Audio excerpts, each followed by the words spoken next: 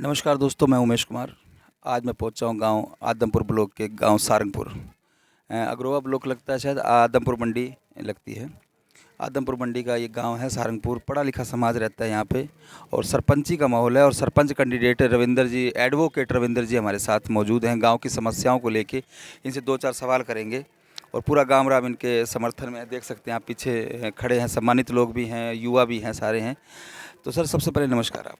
नमस्कार जी। और सबसे पहले आपके दर्शकों को भी मेरा नमस्कार। रविंद्र जी, ये आप एक पढ़े लिखे तबके से आते हैं, आप एडवोकेट भी हैं। आप ये बताइए कि आप इस फील्ड में आने का क्या कारण रहा? क्या गांव राम की समस्याओं को लेके आप इसमें प्राथमिकता क्या है आपकी? देखो जी, मेरा गांव काफ़ी सालों से समस्याओं से ग्रस्त है। और रही इस लाइन में आने की, तो मैं समाज सेवा पिछले 10 सालों से जुड़ा हुआ। और मेरा गांव ही सर्कल नहीं है, मैं मतलब पूरे डिस्ट्रिक्ट में, स्टेट लेवल पर भी ऐसी चीज़ों में इन्वॉल्व रहता हूँ हर समय।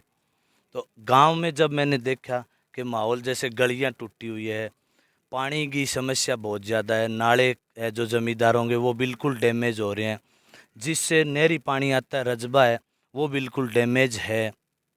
खेल ग्राउंड है, उसकी भी हालात बड़ी दयनीय है। स्कूल है, अगर शिक्षा पर हम चलते हैं, स्कूल है वो अभी मैट्रिक तक है, तो उसको अपग्रेड की बड़ी मतलब सख्त ज़रूरत है। लड़कियां हैं वो बाहर जाती है पढ़ने के लिए, उनमें बड़ी दिक्कत है शिक्षा के लिए।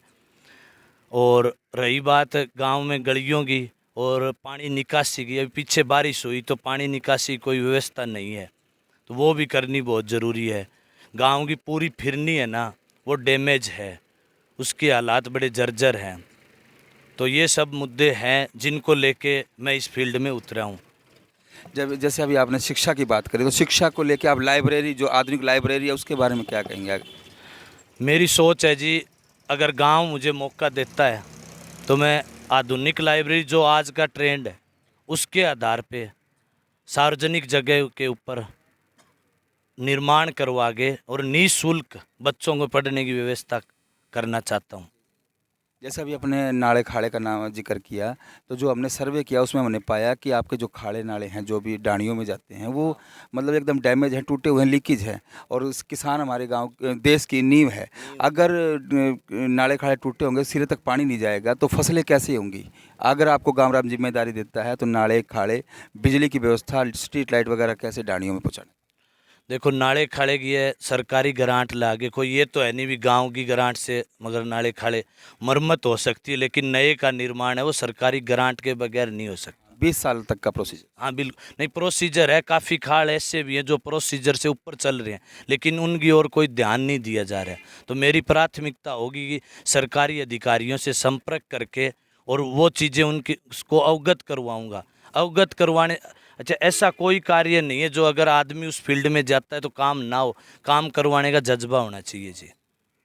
सर, आपके सरकारी स्कूल जो हैं, उनके गेट, मेन गेट थोड़े से टूटे फूटे हैं, गायब जैसे दिखे हमारे को, जो हमने सर्वे किया। सरकारी, ये जो सरकारी स्कूल है आपका। सरकारी स्कूल के गेट नहीं टूटे हुए हैं सर, वो आपने जो सर्वे किया वो पंचायत घर है, आंगनवाड़ी सेंटर है और पशु अस्पताल है, उनके गेट जर्जर हैं। लोहे के गेट जो हैं वो हाँ, वो टूटे जर्जर हैं, टूटे हुए हैं, है ही नहीं गेट तो। मतलब ये कहने का मतलब ये है कि हमने ये सवाल थोड़ा सा इसलिए किया कि आप देखते भी हैं, हाँ बिल्कुल। या मेरे लाइन पे ही हाँ चल नहीं रहे नहीं हैं? जी, मैंने देखा है। आपने तो स्कूल का बताया, लेकिन स्कूल का गेट है ना, वो बिल्कुल अप टू डेट है। बिल्कुल। स्कूल को तो सिर्फ अपग्रेड करवाने की ज़रूरत है। और बिल्डिंग है, एक प्राइमरी साइड की जो बिल्डिंग है वो पहले जर्जर हो गई थी, वो डैमेज घोषित हो चुकी है, उसकी जगह नई बिल्डिंग बनवाने का प्रयास है। तो एडवोकेट रविंद्र कुमार जी से हमने इसलिए ये चीज़ गलत पूछी, क्योंकि हम ये देखना चाहते थे कि इन्होंने देखा भी है या नहीं देखा, या हमारे रास्ते पे चल रहे हैं। क्योंकि स्कूल जस्ट इसी जो जो सवाल किया था, इसके अपोजिट है। सामने जांच, वोटिंग भी हो रही है जिला परिषद की। तो सर, ये बताइए कि जैसे आपने बताया कि सीसीटीवी कैमरा गाँव में क्या लगना ज़रूरी है या नहीं? देखो, सीसीटीवी कैमरा हर जगह तो संभव नहीं, लेकिन जो मेन चौक है या गांव की जो मेन एंट्री है, वहाँ लगना ज़रूरी है। आज की भविष्य की वो ज़रूरत है एक।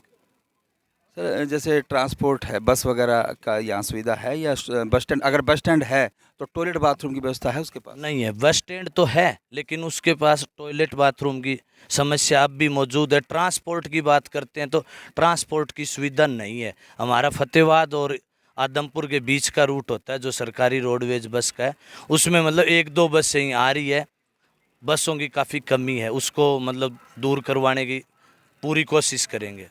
बहन बेटियाँ हमारी जो पढ़ने जाती हैं, भाई हमारे पढ़ने जाते हैं, क्या उनको दिक्कतें नहीं होती अगर बस नहीं आती? बिल्कुल बहुत ज़्यादा दिक्कत होती है जी। कई बार तो वो मतलब अपने स्तर पर व्हीकल की व्यवस्था करते हैं, तो वो सब चीज़ें मेरी निगरानी में है और उन पर मैं गौर भी कर रहा हूँ जी। रोडवेज को लेके आप इसको अड्डे पे स्टॉपेज वगैरह का इंतजाम करेंगे बसों बिल्कुल का? करेंगे जी, स्टॉपेज का निर्माण करेंगे,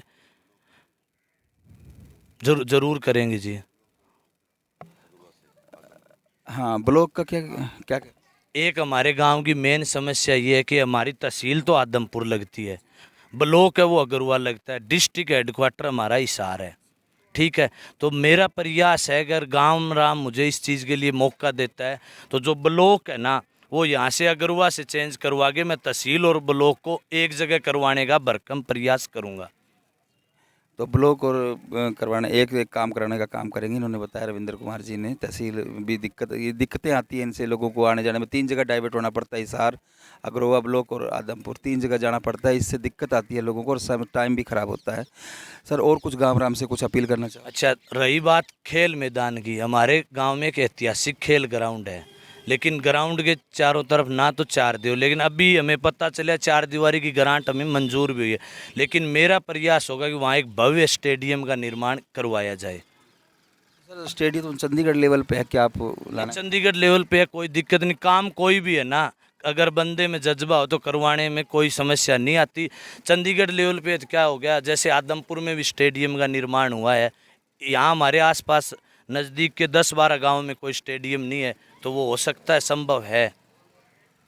रविंद्र जी एक सवाल मेरा नशे को लेके है। हर गांव में हमारे 2-4 भाई किसी तरीके से किसी कारणवश नशे में अगर लिप्त हो गए और जब आपको गामराम जिम्मेदारी देता है तो आप जो हमारे भाई नशे में गर्त हैं उनको किस तरीके से आप उनसे दूर करने का काम करेंगे? देखो, जो नशे में ग्रस्त है, पहले तो मैं मेरे स्तर पर ये प्रयास करूंगा भी एक ग्रामीणों की कमेटी बनवा के उनको समझाने का प्रयास करेंगे। अगर वो समझते हैं तो बहुत अच्छी बात है, उसके बाद हम है ना जागरूक कैंप लगाएंगे और जो बच्चे छोड़ना चाहते हैं उनको अपने विश्वास में लेके अपने स्तर पर छुड़वाने का भी काम करेंगे नशा। तो रविंद्र कुमार जी ने बताया कि नशे को किस तरीके से युवाओं को समझाकर किसी तरीके से उनको दूर करने का भी काम करेंगे। सर गामराम से कोई? हाँ जी। अच्छा, एक जो पीने के पानी की व्यवस्था है, डाणियों, हमारे गांव में डाणियाँ ज़्यादा बनी हुई है, तो डाणियों में पीने के पानी की बहुत ज़्यादा दिक्कत रहती है। तो मेरी सोच है कि एक बूस्टिंग स्टेशन का निर्माण करवा के अलग से और उन हर एक डाणी में जल पहुंचाने की समुचित प्रयास हम करेंगे जी। वाटर वर्क सुचारू रूप से चल रहा है या डैमेज स्थिति में? नहीं, वाटर वर्क्स में पहले जो टंकी बनी हुई है वो बहुत अच्छी बनी हुई है, अब दूसरी टंकी की ग्रांट आई हुई है, लेकिन वो वाटर लेवल ज़मीन का ऊपर आने की वजह से वो काम रुका हुआ है। उस काम को हम मतलब अपने स्तर पर भी लगे हुए हैं और बाद में उस जो वाटर लेवल ऊपर आया हुआ है उस पानी को निकाल के और उस टंकी का निर्माण सुचारू रूप से करवाने का भरकम प्रयास करेंगे।